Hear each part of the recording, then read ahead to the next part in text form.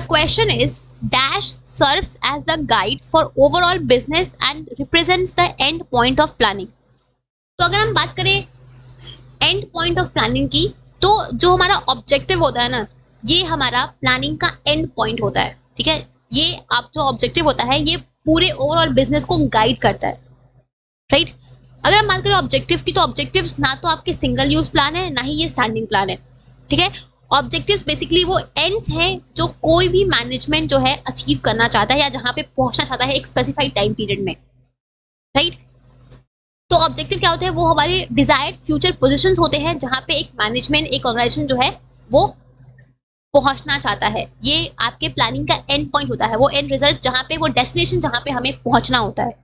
ठीक है, तो जितने भी हम मैनेजमेंट की एक्टिविटीज परफॉर्म करते हैं वो हम अपने उस एंड पॉइंट तक पहुंचने के लिए, अपने उस ऑब्जेक्टिव्स को अचीव करने के लिए ही परफॉर्म करते हैं। जो भी एक्शंस हम लेते हैं, जो भी डिसीजंस हम लेते हैं, हम सब अपने उस ऑब्जेक्टिव को अचीव करने के लिए ही लेते हैं, राइट।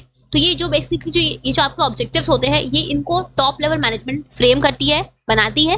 ठीक है, और आपकी ये जो आपके ऑब्जेक्टिव्स होते हैं ये आपके पूरे बिजनेस के प्लानिंग को गाइड करते हैं। मतलब कि हम जो भी बिजनेस की प्लानिंग करते हैं उसमें ये जो आपके ऑब्जेक्टिव्स होते हैं ये गाइड करते हैं कि हमें किस डायरेक्शन में प्लानिंग करनी है। अगर आपने अपना गोल सेट नहीं किया, आपने अपना डेस्टिनेशन सेट नहीं किया है, तो आप अपनी जर्नी कैसे प्लान करोगे, राइट। अगर ऑर्गेनाइजेशन ने अपना गोल सेट नहीं किया तो वो अपने प्लान्स को, अपने डिसीजंस को, अपने एक्शंस को कैसे डिसाइड करेगा। तो ये ओवरऑल बिजनेस प्लानिंग में ये ऑब्जेक्टिव्स हमें गाइड करते हैं।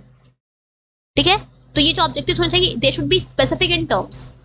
ठीक है, मतलब कि ये आपके मेजरेबल होना चाहिए, क्वांटिटेटिव टर्म्स में होने चाहिए, जिनको हम मेजर कर पाए। अब हमने बोला कि मुझे अपने बिजनेस को बड़ा करना है, कितना बड़ा करना है, कोई तो कुछ तो होगा ना मेजरमेंट के लिए, राइट।